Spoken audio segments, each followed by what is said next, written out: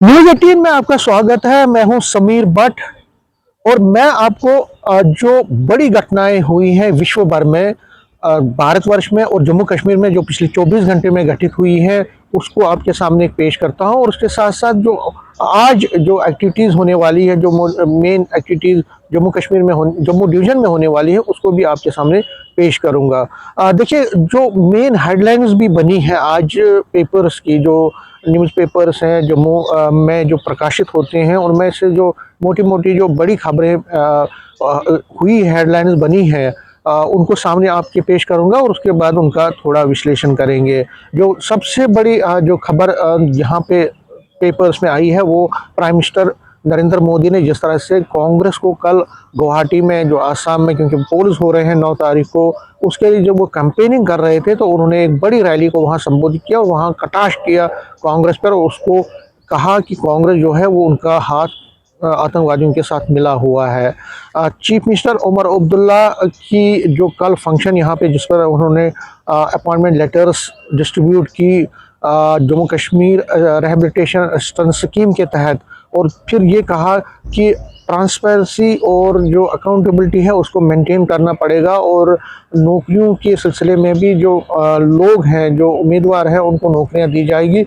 ये भी एक बड़ी खबर बनी है। डॉक्टर जितेंद्र सिंह, जो कि यूनियन मिनिस्टर है, वो कल उधमपुर में थे। उन्होंने भी वहाँ पे जो मोदी सरकार ने पिछले 12 सालों में लोगों की वेलफेयर के लिए काम किया है, वो भी एक बड़ी खबर बनी है। लेकिन इन सब के बीच जो सबसे बड़ी खबर बनी है, वो फिर एक बार ईरान इसराइल का युद्ध है, और उसमें डोनाल्ड ट्रंप ने जिस तरह से कल शाम तक अल्टीमेटम दिया है ईरान को और उसके बाद कहा है कि वो तबाही लाएंगे, वो सबसे बड़ी खबर भी, वो भी एक बड़ी खबर बनी है पूरे न्यूज़पेपर्स में, जो जितने भी न्यूज़पेपर्स प्रकाशित हुए हैं।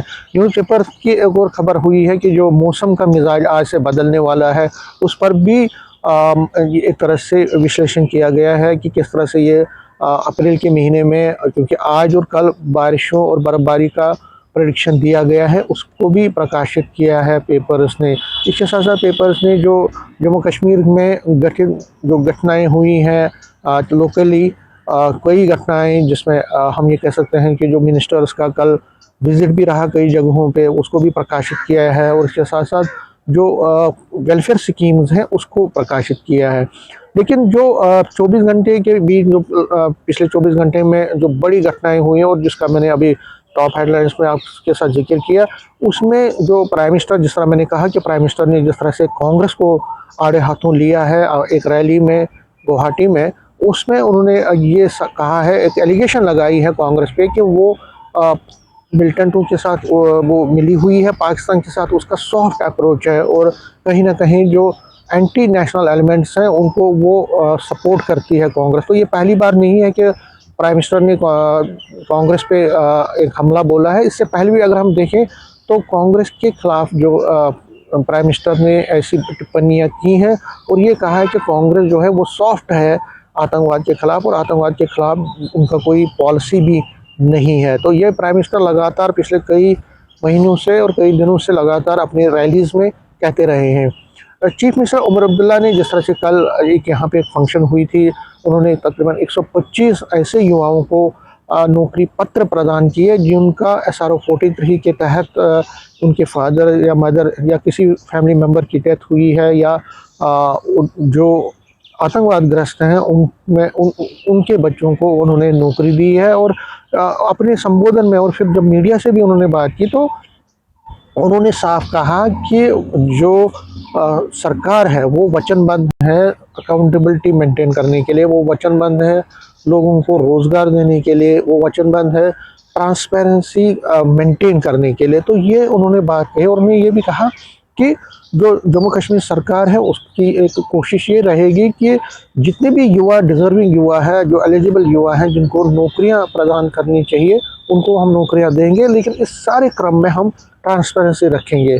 दूसरी खबर जिस पर मैंने बात की वो थी ईरान इराक युद्ध की। और ईरान इसराइल युद्ध जो है वो अब लगातार 37वें दिन में दाखिल हुआ है। और अगर हम इस युद्ध की बात करें तो डोनाल्ड ट्रंप ने अब कल शाम तक अल्टीमेटम दिया है ईरान को। और आज भी जब उन्होंने प्रेस कॉन्फ्रेंस की तो उन्होंने कहा कि वो सीज़ फायर के बारे में कोई भी बात नहीं करेंगे, लेकिन अगर ईरान ने उनकी शर्तें मंजूर नहीं की तो उनको हम तबाह कर देंगे, ईरान को पूरी तरह से ख़त्म कर देंगे और उनके पावर प्लांट्स पे हमला करेंगे, उनके ब्रिज इंफ्रास्ट्रक्चर को हम ध्वस्त करेंगे।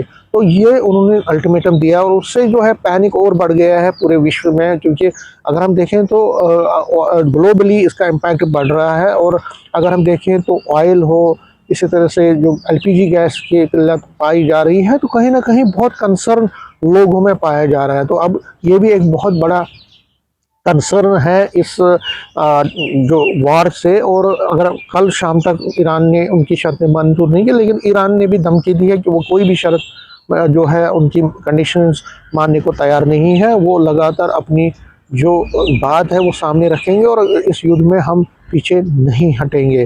तो ये खबरें जो है मोटा मोटा जो प्रकाशित हुई हैं पेपर्स में।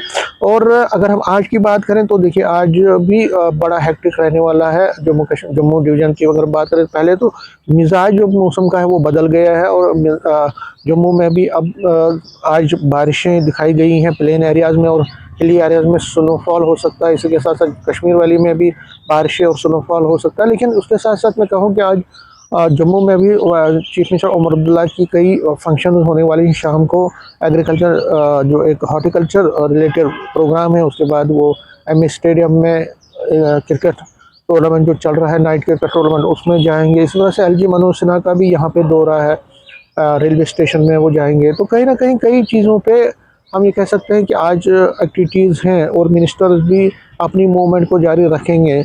इसी बीच जो बॉर्डर इलाकों में सर्च ऑपरेशंस हैं वो तेज़ कर दिए गए हैं, चाहे वो सांबा हो, आरसपुरा हो, अखनूर हो या कई इलाकों में, वहाँ पे भी सर्च ऑपरेशन तेज़ कर दिए गए हैं। और कोशिश है कि जल्द से जल्द जो एंटी टेरर ऑपरेशन पूरे जम्मू रीजन में चलाए जा रहे हैं उनको और ज़्यादा इंटेंसिफाई किया जाए। तो ये भी एक खबर है जो कि आज जो एक सुर्खी बनी हुई है और आज उस पर भी हमारी नज़र रहेगी। इसी के साथ साथ क्योंकि मौसम का मिजाज बदला है, तो जो बर्फ़ानी इलाके हैं, जो पहाड़ी इलाके हैं, वहाँ बर्फ़ भी पड़ सकती है। तो उससे क्या इम्पैक्ट पड़ेगा national highway, Jammu Srinagar national highway, उस पर भी हमारी नज़र रहेगी। और इसके साथ साथ जो मैदानी इलाकों में बारिशें हैं, क्या उसका कोई इम्पैक्ट पड़ता है, उसका किसानों पर कितना असर पड़ेगा, उस पर भी आज हमारी नज़र रहेगी। और पॉलिटिकली अगर हम देखें तो बीजेपी और नेशनल कॉन्फ्रेंस एक दूसरे के खिलाफ इस वक्त एक तरह से धारा 370 के इशू पे पड़े हुए हैं, एक दूसरे के खिलाफ बोल रहे हैं। वो भी एक हमारी खबर रहेगी और फिर भी खबरें हैं जिनको हम आपके सामने पेश करेंगे। नेटवर्क 18 के लिए मैं समीर भट्ट।